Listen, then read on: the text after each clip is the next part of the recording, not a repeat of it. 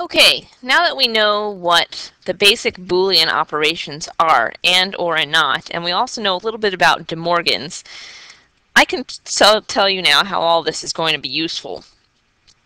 Alright, so we're going to start with a very silly example. I'm going to describe how to create a digital circuit with a bunch of different models. So what are the models we're going to talk about?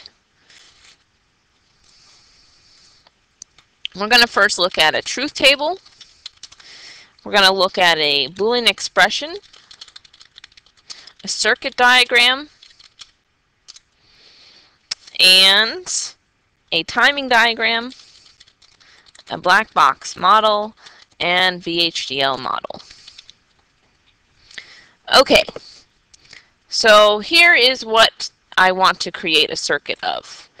I want to be able to take 3 items of food, specifically bacon, ice cream, and chocolate syrup, and only say, yes, give the spoon to Bridget under certain conditions.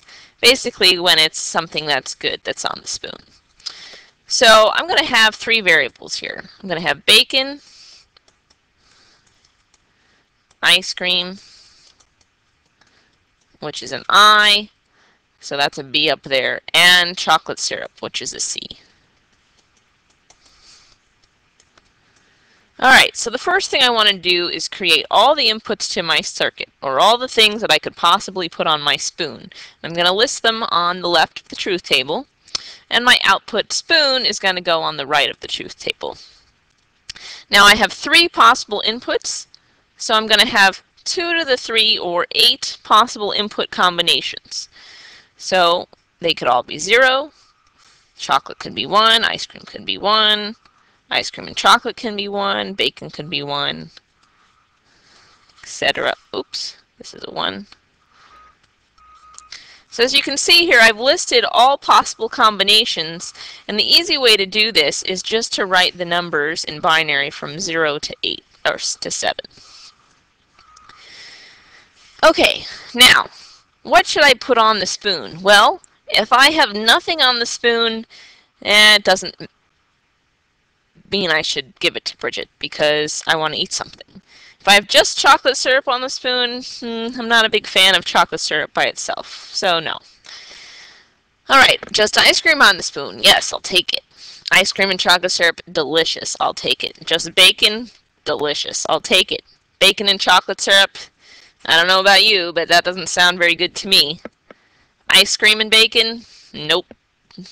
Ice cream, bacon, and chocolate syrup, no. Alright, so now I've just described a Boolean expression in a truth table.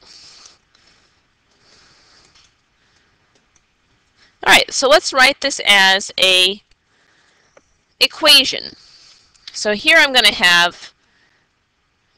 get an output, meaning I'm going to get a 1 if I have, let's look at this first row where there's a 1, no bacon, ice cream, and no chocolate.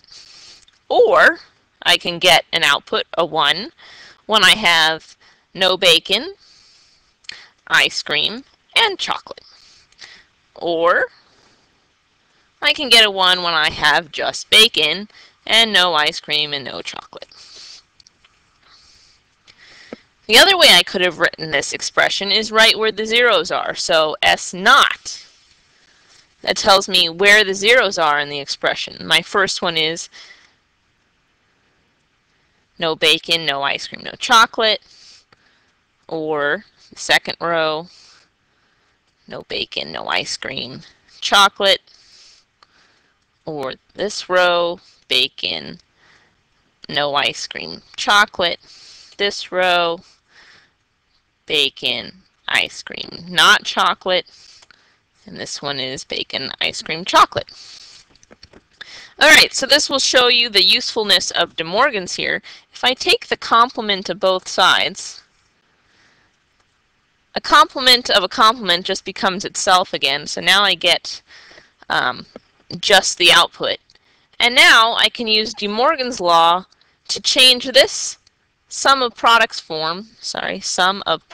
SOP, into a POS. And as I explained before, every not becomes itself, and every and becomes an or, and every or becomes an and. So this is going to look like B or I or C, anded with B or I or C not, or B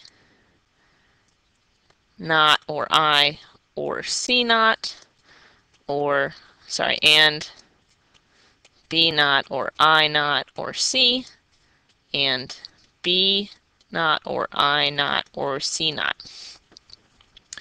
All right, so now I've created a Boolean equation